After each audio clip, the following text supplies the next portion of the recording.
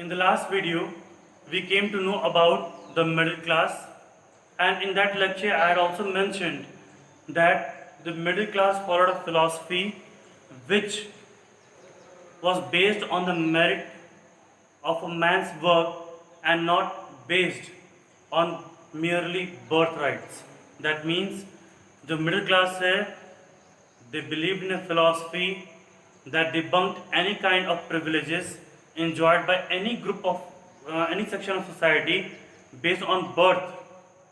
Rather, they believe that a man should get privilege on the basis of his merit.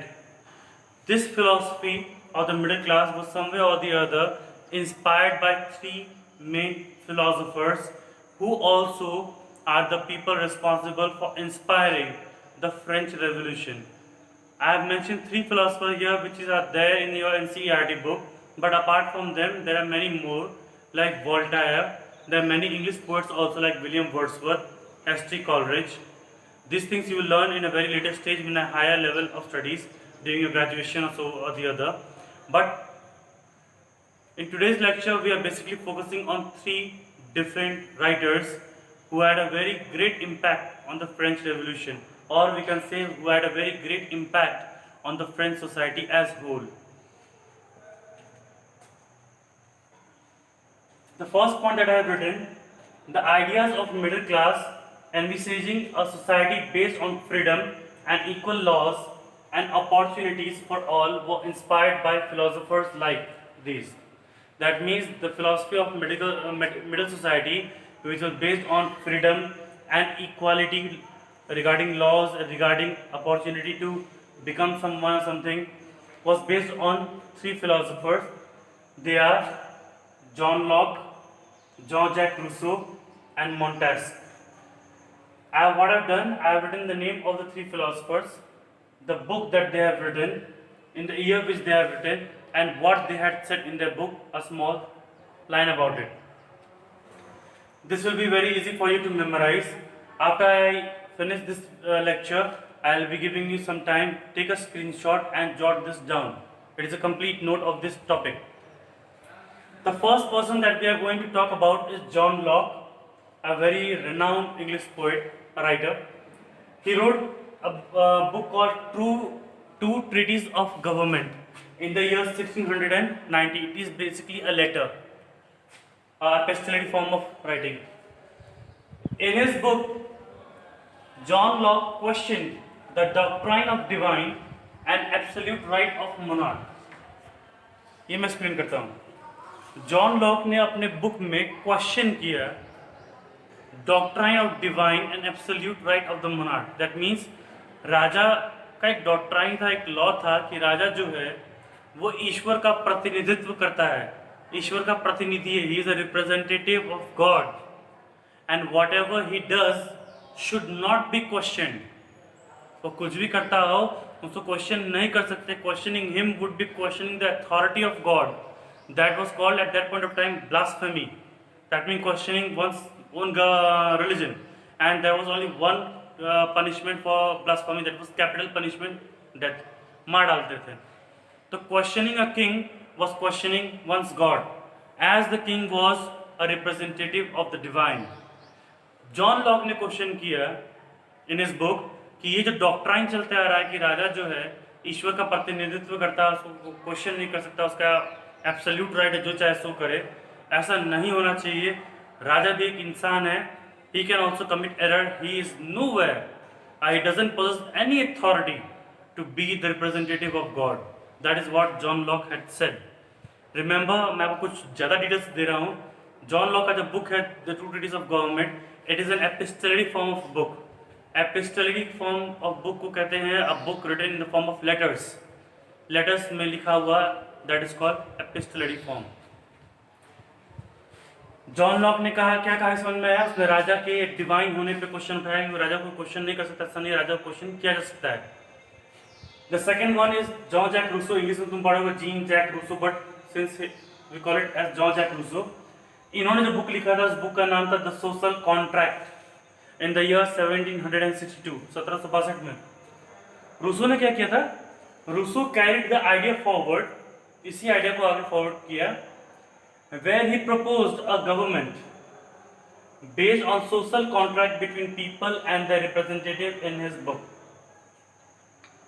Actually इन दो book को तुम साइनिक price में ले सकते हो, the spirit of law and the social contract. जो चीज समझाने की कोशिश करो समझिए।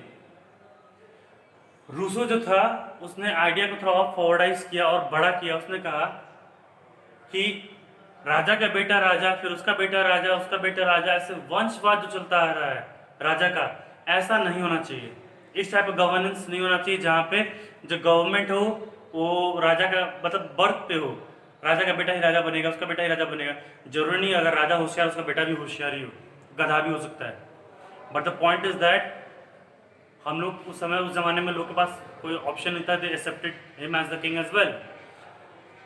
जो रूसो था in his book the social contract, उसने बोला कि नहीं, this should be stop by birth, और उसने प्रपोज किया कि जो गवर्नमेंट जो है, जो गवर्नमेंट फॉर्म होगी, that government will be form on the basis of a social agreement, a social contract. एक एग्रीमेंट, एक कॉन्ट्रैक्ट किसके बीच में? लोगों के बीच में और उनके रिप्रेजेंटेटिव्स के बीच में। दैट मीन्स लोग अपने रिप्रेजेंटेटिव चुने, उन रिप्रेजेंटेटिव्स का पीपल के साथ एक सोशल कॉन्ट्रैक्ट हो तो गवर्नेंस रन करें। Social contract that means a fix time period of governance. ऐसा नहीं कि एक बार बन के तो बना ही रह जाएगा, ही विल और she will change. That's why that is called social contract. A contract इसका स्टार्ट पीरियड होता है, इसका एक एंड पीरियड भी होता है। वही आज की युग में, आज के टाइम में हम लोग इलेक्शंस के नाम से जानते हैं। इलेक्शन क्या है? कॉन्ट्रैक्ट ही तो है, जहाँ पे हम अपने कहते हैं लीडर्स को चुनते हैं, रिप्रेजेंटेटिव्स को, वो शपथ लेते हैं and they become our representative for 5 years term. That is a social contract. जहाँ पे 5 साल तक इतने सारे लोगों का रिप्रेजेंटेटिव बन के वहाँ पे रहेंगे, and when the contract ends वो दोबारा इलेक्शन में वापस आ जाता है। This thing was propose by John Jacques Rousseau, ठीक है, जो आज भी हम लोग इंजॉय करते हैं। The third one is Montesquieu. Actually इसको ऊपर आना चाहिए, इसको नीचे आना चाहिए, I am sorry. The third writer is Montesquieu. उसने जो बुक लिखा था द स्पिरिट ऑफ लॉ, जिसका पब्लिकेशन था इन 1748। मोन्टेस्क ने, जो जॉन लॉक ने कहा था कि राजा का क्वेश्चन किया जा सकता है, मोन्टेस्क ने क्या किया, उसने कहा कि जो पावर है, गवर्नेंस है, जो गवर्नमेंट है, उसको 3 हिस्सों में बांट देना चाहिए। उसका 3 डिफरेंट ऑर्गन होना चाहिए जो अपना तौर पे काम करे, और उसको उसने नाम दिया था the legislative, the judiciary, the executive. I guess आप पॉलिटिकल साइंस में ऑलरेडी पढ़ चुके हो कि लेजिस्लेटिव क्या होता है, जुडिशियरी क्या है, एग्जीक्यूटिव क्या है। एग्जीक्यूट कराने वाला, जो जुडिशरी जो ओवरलुक करे और जो पनिश करे तोड़ने के लिए लॉज को, और लेजिस्लेचर जो कि लॉ फॉर्मुलेट करता है। सिंपल भाषा में समझाने की कोशिश किया है। ये 3 सेपरेशन, डिवीजन ऑफ पावर आपका मोन्टेस्क ने दिया था।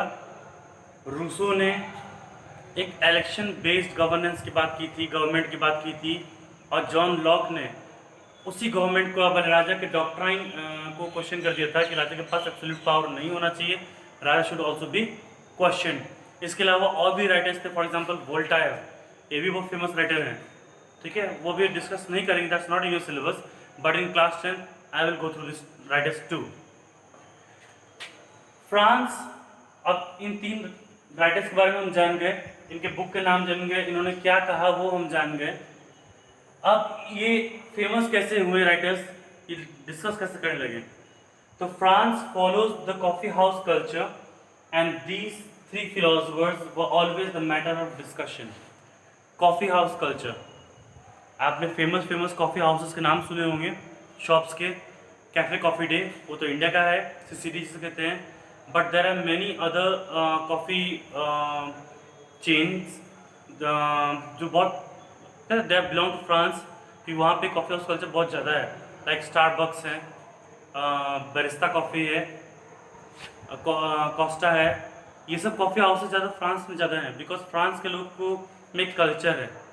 फ्रांस के लोग कॉफ़ी हाउस में एक रेस्टोरेंट टाइप का बनता है, but it's not a restaurant, it's a coffee house, जहाँ पे लोग कॉफ़ी पीता है, स्मॉल ब्रेड बिस्किट्स खाता है। वहाँ पे लोग न्यूज़पेपर पढ़ते थे, they were in habit of discussing various political या फिर आइडियोलॉजिकल एजेंडाज वहाँ पे डिस्कस होते थे।